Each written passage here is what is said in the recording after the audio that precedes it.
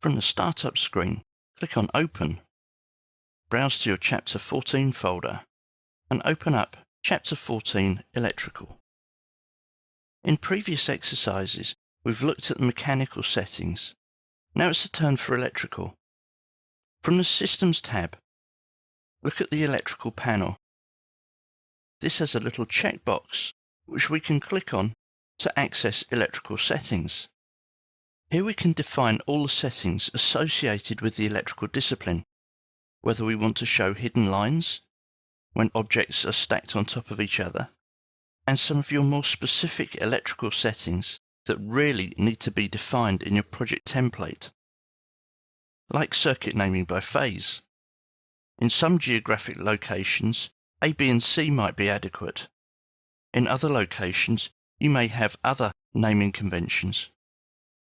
The electrical data style refers to how some of the data is referred to in the family. Let's just take a look at that.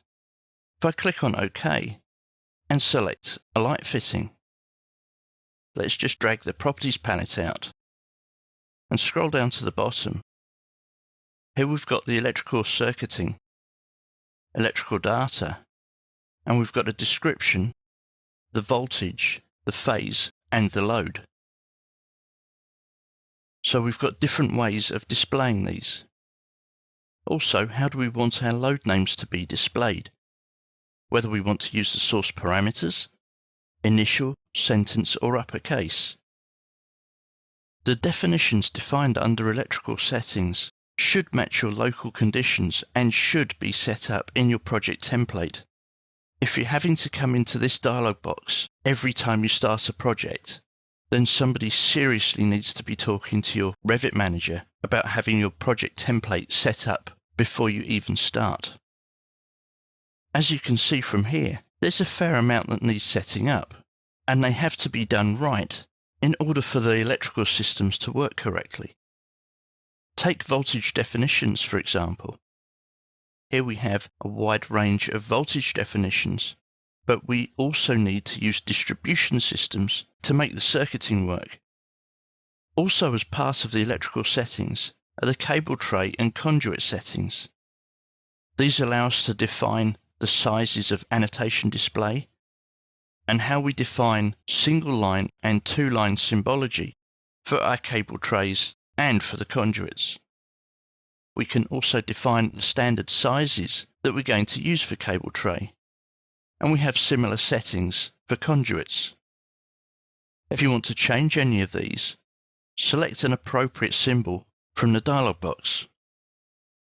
Load calculations. Here we can define load classifications for different types of electrical loads. Here you can see where I select socket. We can choose a type of demand factor. These are fully customizable. We can create our own, duplicate them from an existing. And for the demand factor, we can do the same. Once again, this needs to be carefully set up at the outset. We can also then select the load class for use within spaces. Finally, panel schedules. We will be looking at panel schedules in a lot more detail further on in this chapter. This just gives us an area where we can define specific standard labels, whether we want spares shown in panel totals, and whether we want to merge multi-poled circuits into a single cell, which may be the default for your region or company standard.